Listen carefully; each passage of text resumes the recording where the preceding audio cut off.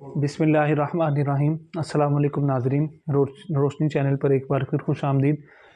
میں آپ کا ہوسٹ محمد بلال بن خالد اور میرے ساتھ ڈاکٹر محمد خالد منیر فاروقی موجود ہیں۔ السلام علیکم۔ وعلیکم السلام ورحمۃ اللہ وبرکاتہ۔ بسم اللہ الرحمن الرحیم۔ الحمد للہ رب العالمین، نحمدہ ونصلی علی رسولہ الکریم، اما بعد۔ ناظرین، امید کرتا ہوں کہ آپ اللہ کے فضل سے بخیریت ہوں گے۔ میری آپ سے درخواست ہے کہ اگر آپ کو ہمارا چینل اچھا لگے تو پلیز اس کو سبسکرائب کیجیے گا، لائک کیجیے گا اور شیئر کیجیے گا۔ جی بلال صاحب، کیا حال ہے؟ کیسی گزر رہی لائف؟ ہاں جی، میں ٹھیک۔ آج کس ٹاپک پہ گفتگو کی جائے؟ آج کا موضوع بھی جو ہے وہ رزق کے حوالے سے ہے۔ اس پہ ہم نے ایک دفعہ پہلے بھی ویڈیو بنائی تھی، اور لیکن آج کا اس سے تھوڑا مختلف ہے موضوع۔ کہ آج کے موضوع میں ہم اس بارے میں بات کریں گے کہ عام طور پہ دیکھا جاتا ہے لوگوں میں ایک خوف پایا جاتا ہے کہ ان کا رزق جو ہے وہ ختم ہو جائے گا، اور وہ اس کے حصول کے لیے لگے رہتے ہیں، لیکن ان کے دل سے یہ خوف نہیں جاتا کہ ان کا رزق ختم ہو جائے گا۔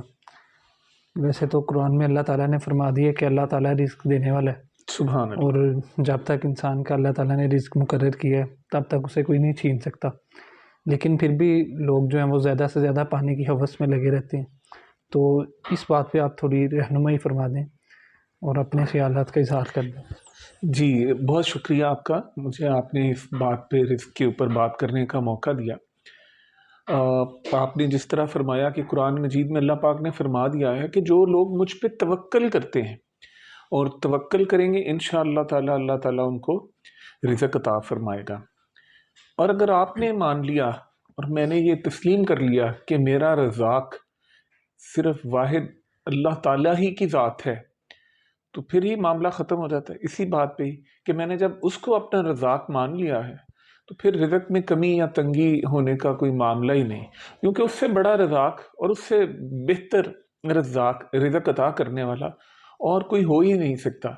اللہ پاک نے فرمایا ہے کہ مجھ پہ جو بھروسہ کرے گا میں اس کو ان راستوں سے رزق عطا کروں گا جس کی اس کو خبر ہی نہیں، ایک چیز۔ اور دوسرا، آپ کو معلوم ہے کہ اللہ تعالیٰ تو پتھر میں بھی کیڑے کو رزق دینے کا صلاحیت رکھتا ہے، قدرت رکھتا ہے۔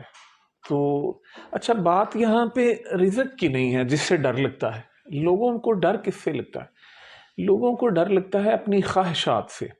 معاملہ اس دنیا میں نا اب رزق کا نہیں رہا۔ اللہ تعالیٰ کا یہ وعدہ ہے کہ رزق ملے گا، لیکن ہمیں جو ڈر لگتا ہے، جس طرح آپ نے بات کی کہ مجھے اور لوگوں کو یہ ڈر رہتا ہے کہ کہیں ہمارے رزق میں کمی نہ ہو جائے۔ اصل معاملہ وہ یہ ہوتا ہے کہ ہم لوگوں کو یہ لگتا ہے، جو ڈر اور خوف ہوتا ہے، کہ ہماری جو خواہشات ہیں اور بے جا خواہشات ہیں، بہت زیادہ خواہشات ہیں، اور ان خواہشات کی غلامی ہے کہ کہیں ان کے پورے ہونے میں کوئی رکاوٹ نہ آ جائے۔ تو اس وجہ سے ہمیں ڈر لگتا ہے۔ اصل میں ہم معاشرتی طور پہ سب کے سب اپنی خواہشات کی غلامی قبول کر چکے ہیں۔ جو بھی معاملہ ہمیں لگے کہ اب ہماری خواہشات کی تکمیل میں کوئی رکاوٹ آئے گی تو وہاں پہ ہمیں لگتا ہے، ہمیں ڈر لگتا ہے، ہمیں خوف آتا ہے، ہم اس میں گھبرا جاتے ہیں۔ بہرحال یہ اللہ پاک کی ایسی شان ربوبیت ہے کہ انسان ہی نہیں، چرند اور پرند ہی نہیں، سمندر کے اندر بھی بسنے والی تمام کی تمام مخلوق اس کی رحمت سے اپنا پیٹ بھر رہی ہے۔ اور اتنی انسان اور اس دنیا میں، اس کائنات میں اسپیشیز ہیں کہ شاید ان کا گننا بھی ممکن نہ ہو۔ ان تمام کی روزی روٹی کا ذمہ اللہ تعالیٰ نے لیا ہے۔ ہاں، خواہش پوری کرنے کا ذمہ نہیں۔ خواہش کے لیے لوگ تردد کرتے ہیں، محنت کرتے ہیں، مشقت کرتے ہیں، اپنی زندگیوں کو بعض اوقات بہت اجیرن کر لیتے ہیں۔ تو یہاں پہ میں ایک رزق کے حوالے سے ایک واقعہ آپ کے بیان کرتا ہوں، تو اس سے آپ کو کچھ چیزوں کو سمجھنے میں آسانی ہوگی۔ اللہ کے کئی نیک بندے ہوتے ہیں جو اولیاء کرام کی صف میں ہوتے ہیں۔ تو ان میں سے ایک ایسے ہی بزرگ تھے،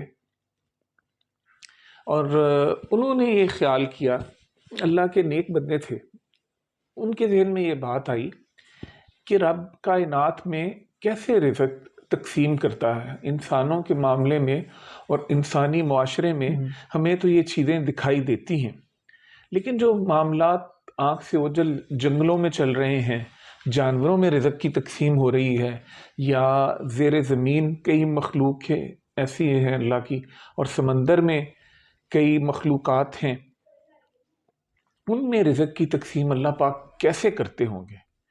تو انہوں نے اس بات کو سمجھا کہ اس کے لیے میرا جانا اور سفر کرنا ضروری ہے، تو وہ مشاہدہ حق کے لیے، کہ اس سچ کو جاننے کے لیے کہ اللہ پاک اپنے نظام کو کیسے تکمیل دیتے ہیں، تو انہوں نے جنگل کا سفر اختیار کیا، 4-5 دن کا کھانا پانی ساتھ میں باندھا اور جنگل کو نکل لیے کہ میں دیکھوں کہ اللہ پاک وہاں کس طرح سے نظام میں ہستی چل رہا ہے، وہاں پہ رزق کی تقسیم کیسے ہوتی۔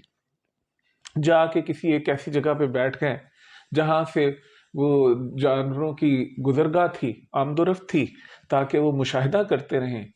کیا دیکھتے ہیں کہ ایک لومڑی ایک انتہائی زخمی حالت میں بھاگتی ہوئی اور لڑکتی ہوئی آتی ہے، اور ان کے چند قدم کے فاصلے پر وہ نیم بے ہوشی کی حالت میں گر جاتی ہے، اور اس کی ٹانگ پہ ایک زخم لگا ہوا ہوتا ہے اور خون بہ رہا ہوتا ہے۔ ان کے دل میں آتی ہے، بزرگ دیکھتے ہیں تو دل میں آتی ہے کہ آپ دیکھیں یہ لومڑی کو کھانا پانی کیسے پہنچتا ہے، رزق کیسے پہنچتا ہے۔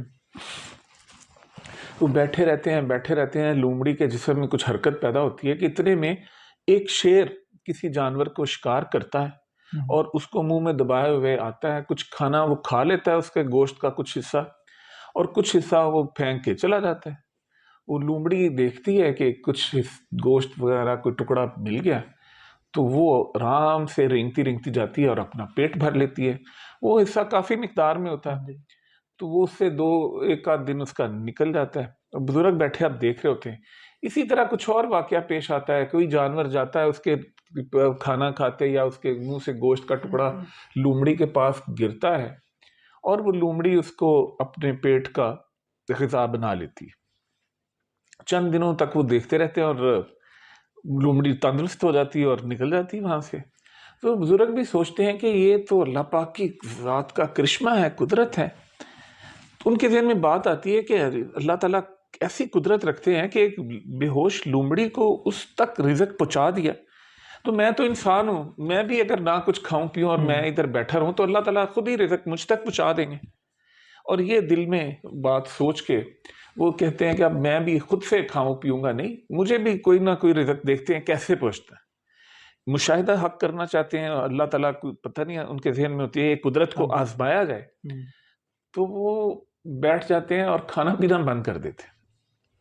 بیٹھے رہتے 1 دن گزرتا ہے، 2 دن گزرتے ہیں، 3 دن گزرتے ہیں، حالت بری ہونا شروع ہو جاتی ہے، بھوک اور پیاس سے تکلیف میں اضافہ ہوتا ہے، کمزوری اور نکاہت طاری ہونا شروع ہو جاتی ہے۔ پیچھے گھر والوں میں ایک ان کے جو استاد تھے وہ آ کے پوچھتے ہیں کہ بھئی وہ حضرت کہاں گئے؟ تو انہوں نے کہا جی مشاہدہ حق کے لیے وہ جنگل میں نکل گئے۔ تو انہوں پوچھتے ہیں کتنے دن ہو گئے؟ جی 8-10 دن ہو گئے ان کو گئے ہوئے۔ وہ کہتے ہیں وہ پتہ نہیں یار ان کے کیا حالات ہوئے ہوں گے، ہمیں جاننا چاہیے، دیکھنا چاہیے، ان کے بارے میں جاننا چاہیے، کہیں جنگل میں کوئی ایسا معاملہ نہ پیش آ گیا، ان کی زندگی کو خطرہ ہو۔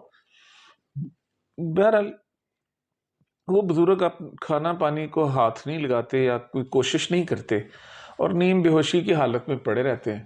اتنے میں یہ بزرگ ان کے جو استاد ہیں وہ ڈھونڈتے ڈھانڈتے وہاں پہنچتے ہیں، دیکھتے ہیں وہ بے ہوشی کی حالت میں پڑے ہیں، وہ پوچھتے ہیں کیا ہوا، فٹافٹ انہیں پانی پلاتے ہیں، کچھ کھلاتے ہیں، تو ان کی آنکھیں کھلتی ہیں۔ تو ان سے پوچھتے ہیں کہ بھیا یہ کیا معاملہ پیش آیا، کیسے آپ بے ہوش ہو گئے؟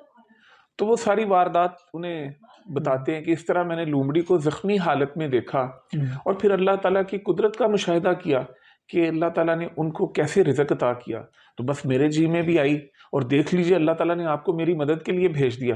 میں نے تو اپنی طرف سے تگودو چھوڑ دی تھی رزق کی، اور آپ کے ذریعے دیکھو مجھ تک رزق پہنچ گیا، اور بھی میں اللہ تعالیٰ کا شکر ادا کرتا ہوں۔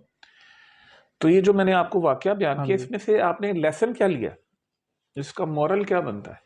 اس میں ہی کہ اللہ تعالیٰ نے رزق پہنچاتا ہے. اگر اللہ تعالیٰ پہ انسان کو یقین ہو ہاں تو پھر تو اس اللہ کا تعالیٰ رزق اس تک پہنچ جاتا ہے. تو وہ بزرگوں نے ان سے پوچھا کہ یار یہ آپ نے کیسا یہ نتیجہ اخذ کیا. اصل میں اللہ تعالیٰ نے تو آپ کو تعلیم یہ دی تھی کہ آپ اس شیر کی طرح بنے جو کہ اپنا قوت بازو سے اپنا رزق جو ہے پیدا کرتا ہے اور خود بھی کھاتا ہے اور اتنا دوسروں کے لیے چھوڑ دیتا ہے کہ دوسرے جو کمزور اور ناتواں لوگ ہیں وہ بھی اس سے اپنا پیٹ بھر لیں. آپ نے اس لومڑی کی مثال لی. اللہ تعالیٰ نے سبق تو آپ کو یہ دیا تھا کہ آپ اپنے اندر وہ شیر والی صفات پیدا کریں کہ جو اپنے قوت بازو سے اس دنیا کے اندر سے اپنا رزق پیدا کریں اور اس رزق سے اپنا پیٹ بھرے, اپنے بچوں کا پیٹ بھرے اور ان تمام کمزور لوگوں کا جو کہ اپنا رزق حاصل نہیں کر سکتے, جو ناتواں لوگ ہیں, ان کی پرورش کرے. تو اصل کہانی کا مقصد یہ تھا. اللہ تعالیٰ کی قدرت نے آپ کو یہ سبق دیا تھا اور آپ نے صرف وہ لومڑی تک نگاہ رکھی اور وہ لومڑی کی طرح سے بن کے پڑے رہے اور کمزور اور ناتواں والا راستہ اختیار کیا. تو اس طرح سے اس دنیا میں انسان کو جدوجہد کرنی چاہیے اور رزق حاصل کرنا چاہیے اور پیسہ بھی حاصل کرنا چاہیے. پیسے کے لیے بھی جدوجہد حاصل لیکن یاد رکھیے پیسہ اس نقطہ نظر سے آپ حاصل نہیں کریں گے کہ میں نے اپنی یہ خواہشات پوری کرنی ہے, یہ دنیاوی اور مادی خواہشات پوری کرنی. نہیں, اگر آپ پیسہ حاصل کریں تو اس کا مقصد صرف اور صرف ایک ہونا چاہیے کہ آپ اپنے لیے, اپنے بچوں کے لیے اور اپنے غریب عزیز رشتہ دار اور اقارب یا معاشرے میں اور موجود جو غریب لوگ ہیں ان کی مدد کر سکیں. اللہ تعالیٰ سے یہ دعا کرنی چاہیے, یا اللہ ہمیں اپنا حلال پاک اور صاف وہ رزق عطا فرما جس سے ہم اپنی اور اپنے خاندان کی پرورش کر سکیں اور اس معاشرے میں جو کمزور لوگ ہیں جن کا سہارا نہیں ہے ان کا پیٹ بھر سکے, ان کا سر ڈھانپ سکے, ان کو گھر دے سکے, ان کے ساتھ شفقت کر سکے. یہ مقصد ہونا چاہیے رزق کے حوالے سے. ٹھیک ہے, تو آپ بھی اگر اللہ تعالیٰ آپ کو موقع دے تو پیسہ کمائیں لیکن اس نیت سے کہ آپ دوسروں کا سہارا بنیں گے, اس لیے نہیں کہ صرف آپ اپنی خواہشات کی غلامی کریں. تو آج کے لیے ہماری یہ محفل یہاں پہ اختتام پذیر ہوتی ہے. آپ کا بہت شکریہ. وما علینا الا البلاغ المبین. اللہ حافظ.